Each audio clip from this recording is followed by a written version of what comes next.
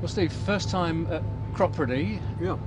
What's from what you've seen so far? How does this one compare to other festivals? Well, I think the first festival I ever went to was 1970, Isle of Wight Festival. Now, I was a member just of the audience at that time. I was still yet to meet Genesis later that same year and join them. Of course, in those days, it was pretty basic.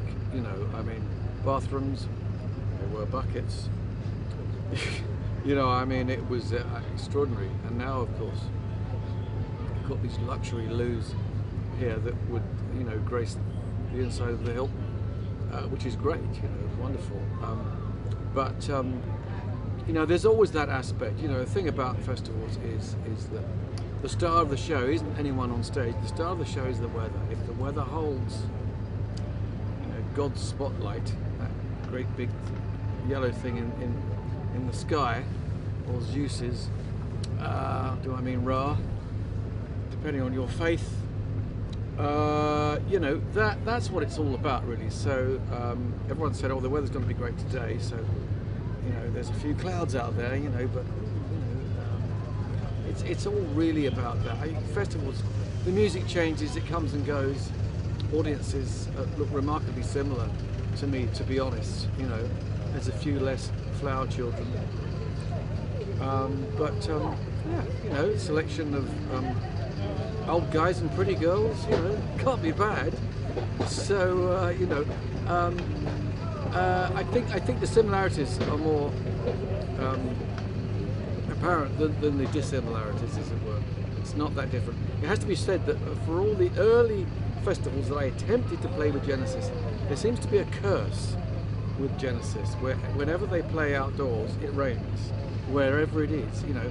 And that's been going on for about the past 40 years or so for that band, although it no longer officially exists anymore. Yeah.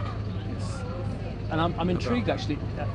You know, Genesis in those days, when Peter Gabriel was in the band, had a very specific stage show, which obviously, you know, your fans would have known about, but it must have been slightly different playing in front of a festival audience, some of whom wouldn't have been there to see you. Well, that's right. Yes, I think, you know, when you play, you know when you play outdoors and you're part of, you know, several bands on, you know, there's the aspect of rent a crowd, of course, and you've got to accept the fact that you know, not everyone in that crowd is going to think that you're wonderful, but you know, you try and get enough of them on your side. And I've done quite a lot of outdoor things now, and I've sometimes even done it with just an acoustic guitar. Now that is difficult because, you know, rock does rely on bombast, whereas folk or classical music relies on the detail.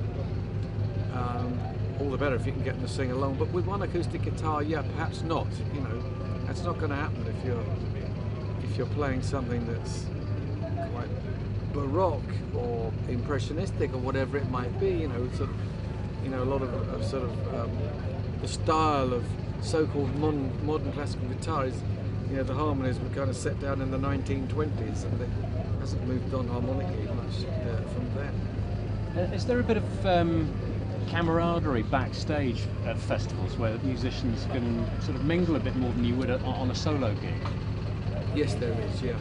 Yeah. I haven't actually met any of the other musicians other than Dave Pegg, who was instrumental in getting me involved with this in the first place, because he'd seen us in France, in Brittany, and that was an interesting festival. And he said, "Oh, would you like to do Cropredy?" And I said immediately, "Yes, of course, I'd love to do that." See, I remember having Fairport Convention albums in my collection way back in the 1960s, and I loved it when Sandy Denny was involved. I liked it with Judy Dibble as well. Judy Dibble. I loved Fotheringay, you know, the track Fotheringay, which I just thought was absolutely beautiful, mournful, and it's that sort of end of doom-ridden folk, you know, a hanging or a beheading song in that case, but it was just done so romantically and beautifully. There's no bombast about that song. It's just beautiful. harmonies and the guitar parts, and wonderfully sung, evocative. It's Fairport warming up now. Okay, hang on a sec. I'm going to play that on guitar. Give me Hendrix. I guess that the other thing that's changed a bit since those sort of days of the early 70s, is that there weren't that many festivals around in those days, whereas now you can virtually spend the whole summer going from one to the next, both as a musician and as a punter. Why do you think they've become so popular? Well, of course, you know, the industry has expanded hugely. I mean, when I first joined the entertainment business, you know, people were saying, oh, what are you going to do in a couple of years? You know, like George Harrison, oh yes, you know, when this all finishes, you know, which it will in a couple of years, I'll open up the string of hairdressers, you know. And what people were failing to realise at that time was that the entertainment industry was going to become the third largest in the country. So yes, of course, as the industry has expanded, so therefore the amount of festivals and all the rest. They're not quite so on the edge of society that they used to be. They were kind of a representative of the counterculture. Now they're very much mainstream, aren't they? Well, they are. I mean, I was lucky enough to see lots of free gigs in Hyde Park when I saw the Stones, I saw Blind Faith, Pink Floyd. Hell, some of those guys are still alive, you know. And they were great gigs. They were wonderful. Traffic, and I got to befriend some of those people, and that was wonderful. You know, in those days, you know, all these guys were remote figures that seemed impossibly famous, and then one or two become mates, and it's all right. And you've gone back to the old Genesis stuff, which I'm personally very pleased and looking forward to very much this evening. How are you enjoying playing the old tracks again? I love doing it because I think that I don't think of it as old music, I think of it as classic music. It's held in such affection by fans, and they know every note, so that's really great for me. I'm very happy with that. You know,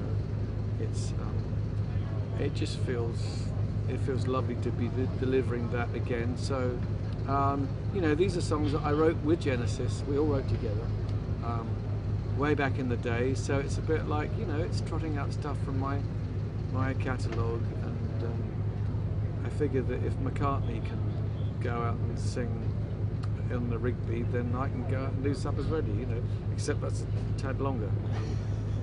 Yes, and the Rigby lasts about 2 minutes, whereas Supper's Ready is more like 23 minutes, and with a long guitar solo at the end, some nights it goes on for about 26 minutes. So, but I have a gas playing this stuff.